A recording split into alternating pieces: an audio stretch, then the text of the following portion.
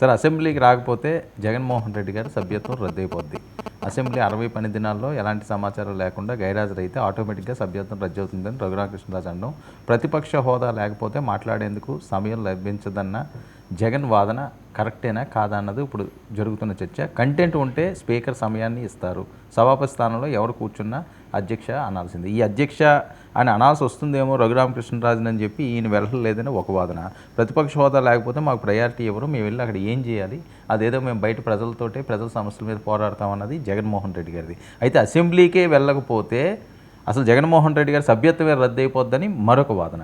ఏంటి అసలు ఇందులో ఉన్న టెక్నికల్ అంశాలు? సరే, వాదన తీసుకొచ్చింది రఘురామకృష్ణరాజు గారు. ఆయన పార్లమెంట్ సభ్యుడిగాను, ఇప్పుడు శాసనసభ్యుడిగానే కాక ఉపసభాపతిగాను ఉన్నారు కాబట్టి వారి పరిజ్ఞానాన్ని, వారి వివరణను మనం ప్రశ్నించలేము. వాటితో నాకేం పేచీ లేదు. నేను రఘురామకృష్ణరాజుకు సమాధానం చెప్పడం లేదు, అది నేను మీకు స్పష్టంగా చెప్తున్నా.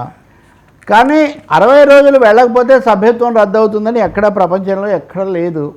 భారతదేశంలో పార్లమెంటు, తర్వాత అసెంబ్లీ, లోక్సభ, శాసనసభ ముఖ్యంగా వీటికి సంబంధించి అసలు ఎక్కడా లేదు. అది అసలు పార్లమెంటు 70 రోజులు రాకపోతే పార్లమెంటు లోక్సభ సభ్యత్వానికి సంబంధించి ఒక ప్రొవిజన్ కొంచెం ముందు 70 రోజులు రాకపోవడం అన్నదాన్ని కూడా మీరు సరిగ్గా అర్థం చేసుకోవాలి.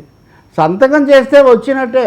ఓకే, సభలో కూర్చొని చేతులెత్తి అరిచి అవన్నీ సభలో కనిపించాల్సిన అక్కర్లేదు, ఫోటోలో పడాల్సిన అవసరం ఏం లేదు శాసనసభ్యులకు.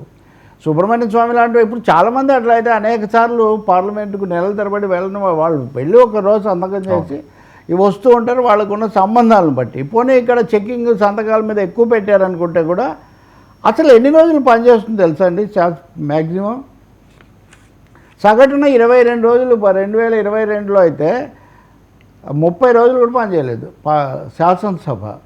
60 రోజులు, 60 working days. Okay, so 60 working days రాకుండా ఉండడం జరగాలంటే సభ చాలా జరగాలి.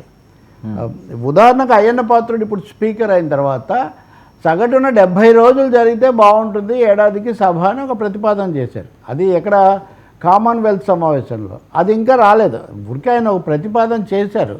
ఇది కూడా డివైడెడ్ ఓవర్ 4 సెషన్స్.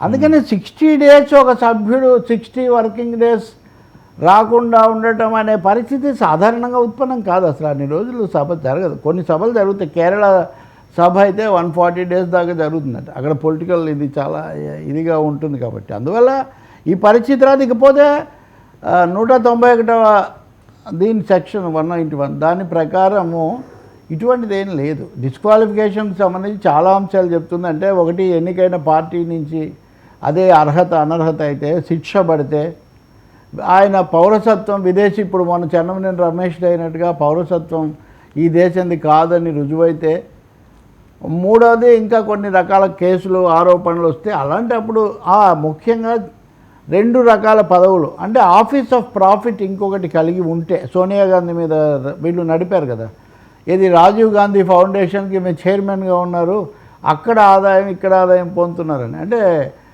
2 జంట పదవులు ఉంటాయి. ఇలాంటి వాటి వల్ల డిస్క్వాలిఫై అవుతారని ఉంది తప్ప 60 రోజులు రాకపోతే రద్దవుతుందని ఎక్కడైనా ఉన్నట్టుగా చూపిస్తే మనం దాన్ని తప్పకుండా రేపు దాన్ని మనం పరిశీలించవచ్చు. It's a open.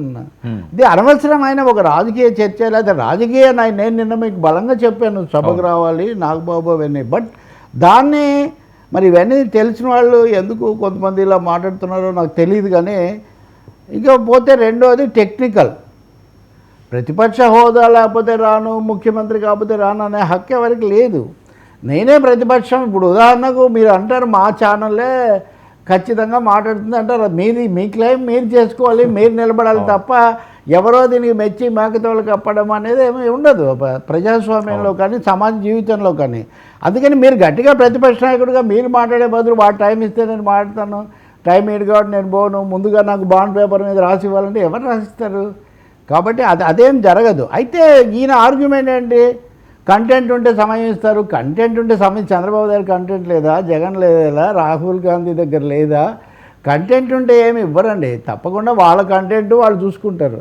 చట్టసభల విలువలు మారిపోయాయి. కానీ ఈ వాదనలన్నీ ఇంకా చివరిది నన్ను అధ్యక్ష అనడం ఇష్టం లేక రావడం లేదు. ఈ వాదన ముందు నుంచి కూడా. మొదటి విషయం ఆయన అధ్యక్షుడు కాదు, ఆయన ఉపాధ్యక్షుడు.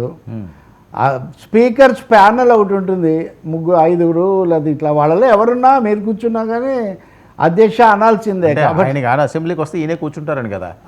అందుకే నేను చెప్పేది అనా ఒక్కసారి మాట వరుస కానీ తర్వాత. ఇప్పుడు ఉదాహరణకు నిన్న రాహుల్ గాంధీ మాట్లాడింది మీరు చూడండి. నిజానికి మనం రాహుల్ గాంధీ విషయం కూడా మాట్లాడాలి. ముఖ్యమైనది ఒకటి మాట్లాడాడు ఎన్నికల గురించి. రాహుల్ గాంధీ ఒకటి రెండు సార్లు అన్నారు మధ్యలో addressing the chair is different from. అందుకని అసలు సభాపతి స్థానమే ఒక వ్యక్తికి ఏదో అది వచ్చేసినట్టు దానికి అంత విషయం కాకపోవచ్చు, ఉంటే ఉండొచ్చు భేషజాలు పట్టింపులు వాళ్ళకి ఉంటే ఉండొచ్చు. కానీ ఈ గైర్హాజరవడితే సభ్యత్వం రద్దు రద్దు చేయాలనేది ఉండదు. కేసు వేయదలుచుకుంటే ఏమైనా వేయచ్చు ఏది వీళ్ళు. రెండవది పిల్లేయచ్చు మేము ఎన్నుకుంటే. ఉదాహరణకు నిన్న ఎవరో ఒక సాయం చెప్తున్నాడు, పులివెందుల ప్రజల దురదృష్టం, పులివెందుల ప్రజలకు అన్యాయం జరుగుతుందని. పులివెందుల ఓటర్ ఒక ఆయనతో ఒకటి ఇది పిల్లేయచ్చు.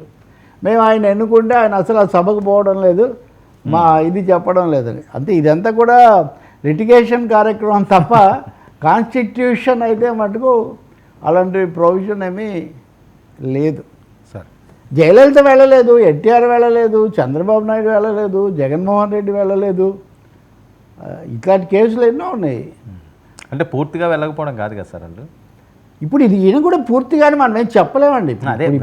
ఇప్పటి పరిస్థితి ఇది. కానీ 60 రోజులు రాకపోతే అని ఒక సిద్ధాంతం చెప్తున్నారు కదా. ఈ 60 రోజుల సిద్ధాంతం శుద్ధ తప్పు. That much I can say. ఎవరు చెప్పినా సరే ఈ 60 రోజుల సిద్ధాంతం రాజ్యాంగంలో లేదు. లోక్సభ పార్లమెంటుకు సంబంధించి అది కూడా 70 రోజులు అని ఉంది. 70 రోజులు అవ్వాలంటే మధ్యలో ఒక రోజు వెళ్ళి సంతకం చేసి రావచ్చు. సంతకం చేయమని ఎవరు చెప్పలేదు. మీరు ఇక్కడ చూడండి, సభకు రాము అన్నాము కానీ అన్నారు కానీ సంతకం చేయము అని చెప్పలేదు. సుబ్రహ్మణ్య స్వామి ఉదాహరణకు ఎమర్జెన్సీలో ఓకే ఆయన ఇప్పుడు చాలా సీరియస్గా ఉండేవాడు. ఆయన సభకే రాలేదు కానీ ఆయన రాజ్యసభ సభ్యత్వం కొనసాగింది ఎట్లా అని ఆయన రకరకాలుగా వెళ్ళి సంతకాలు చేసి వచ్చేవాడు. ఇవన్నీ జరుగుతాయి. ఓకే. రెండోది అందరూ బాగుంటే వర్మగారే అదే రిజిస్టర్ పంపిస్తారు, నేను సంతకం చేస్తాను. ఇవన్నీ ఇప్పుడు రకరకాల కొత్త టెక్నికల్ మెథడ్స్ కూడా వచ్చాయి కదా.